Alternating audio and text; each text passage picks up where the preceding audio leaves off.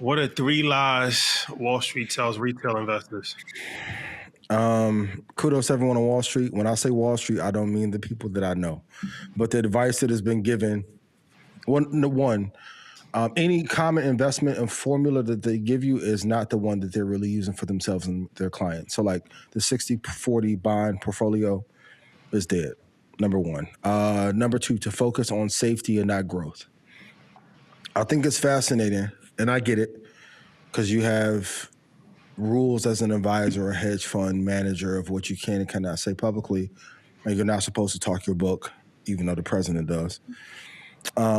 They always tell you to focus on safety first when they are in the investments that are going to get them 2,000 to 6,000% return over a 10-year basis.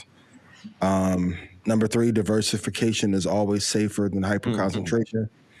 That's a lie. And I appreciate Buffett saying this, that diversification is a tool for those who don't know what they're doing.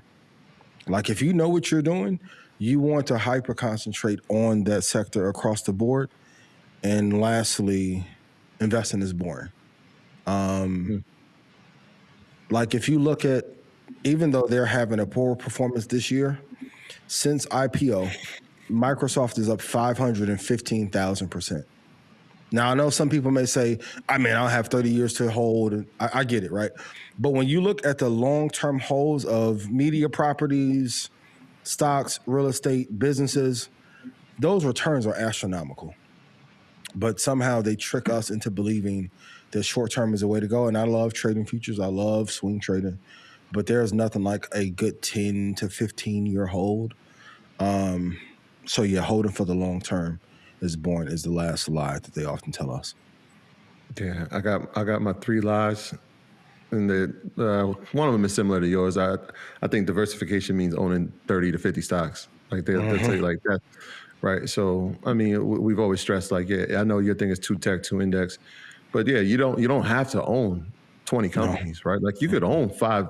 Let's say you just own the Max 7, right? But you could still own ETFs that have a sector that has a bunch of companies inside of it. And so if you believe in a sector, whether it's QQQ with technology or it's XLK with technology, then you can invest in that sector, and that gives you access and exposure to a lot of the companies that are going to be leading the market.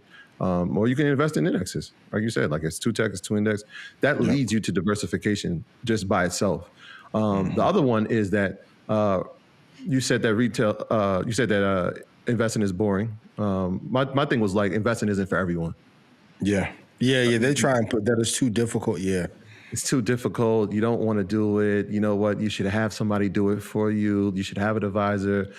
And obviously they're doing it because they're going to make money from the person that is investing, right? But if you learn the skill, I would argue that majority of the people who are watching us have opened their brokerage accounts and invested on their own and have had great returns.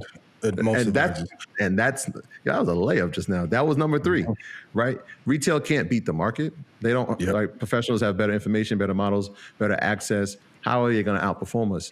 But I would argue that there's a lot of people that I know have outperformed the market because of the skills that they're learning and listening to and applying in an everyday thing. So retail, I know we talked about it in a few interviews. They used to call it the dumb money, but slowly but surely, man, this is becoming a very intelligent population of people who are saying, look, stocks pull back, we're buying, right? Indexes pull back, we're buying, right? We understand the metrics that we kind of alluded to earlier, and they're actually getting more and more seasoned in this and making some great returns, actually outperforming the market year after year. So yeah, those would be 3 of those myths that I think that the Wall Street, not the people, but the ambiance of Wall Street. The system.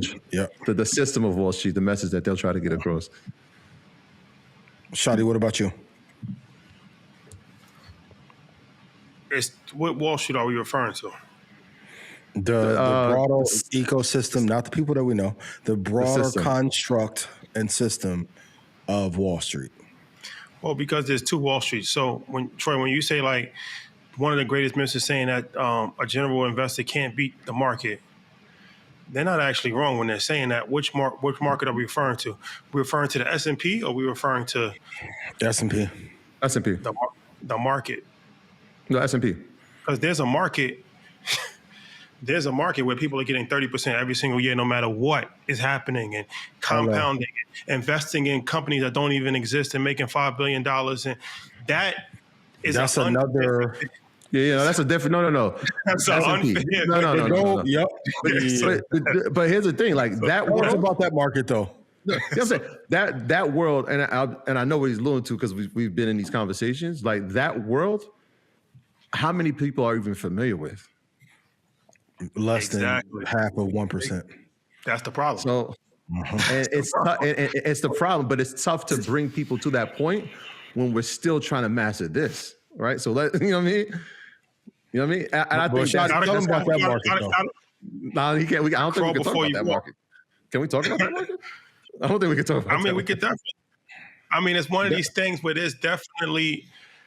It's like you go to a casino, and you see a roulette table. You got the blackjack table. You got craps table, but there's a room that you don't see. Mm-hmm. When Michael Jordan is playing, Michael Jordan is not playing on the Bellagio floor. There's another room. Mm-hmm. There's another room. Yeah, the super high rollers tables. Yep. There's another room. Mm-hmm. There's another room. Mm-hmm. There's another room in this investment game. There's another room where guaranteed people returns. making up an investment for the return.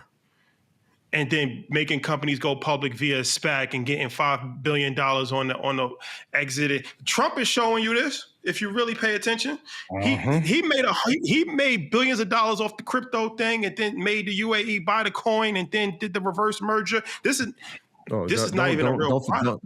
Don't forget True Social. Mm-hmm. So of course we are educating the audience, and then yes, people are making money for sure, but there is an unfair advantage, and there's things that really nobody can beat the system. If we're talking about that system. Yeah. The real program, the financial program. The level of capital to be in those spaces is cumbersome. With Jeffrey Epstein, if you really want to be honest about it, Jeffrey Epstein was time out. Hold on. That's like, come on, man. What are we doing, man? What are we doing? Make up another name. Come on. I'm just saying, like, by percentage, right? Like, even in those, obviously, the amount of money that is being moved in those rooms, large scale. I'm saying for the retail people, right? Can they beat a financial advisor or a broker who's going to say, hey, we can get you 7 to 10% for the year? Of course. They're doing that hand over fist. Now, 20% on 10 billion. What are we talking? But Rashad, do tell about international arbitrage if you are a private finance. Easy. But yes, you can definitely Still traveling, Ian. You can definitely earn more money just like than a Chase Bank. No disrespect to Chase, but any bank advisor, if a bank advisor is just investing your money for you, yes, you can earn more money as a retail investor. You don't necessarily have to have a bank investor investing the money for you. 9 times out of 10, they don't really know what they're doing anyway. They'll put you in just a regular general index fund, which you could honestly just do yourself. But once you listen to Market Mondays, you invest in strong companies at good buy-in points, and you're gonna outperform what a general investment account or a general retirement account is going to do. And you don't have to be somebody that's dedicated to the stock market to do that. You don't have to watch stock charts every day, all day to figure out, to have some long-term holds that you can actually get good returns over the course of time. So yeah, that's definitely true. But one day we will have like even with that, they just announced the World Health Organization that we were going through a water bankruptcy, and a lot of people was like, "Yo, CGW is finally moving to the upside." And I'm like, the real money was made on the short of the bankruptcy of the water. You need $100 million per contract to trade it, though. It's different rooms. Different rooms. Yeah. It's like, you can't sit in this. Is $1 million a hand. Yep. Interesting. Allegedly. We might have heard these things. We may have heard these things. Allegedly. Hit the like button. and share. Yes. Okay.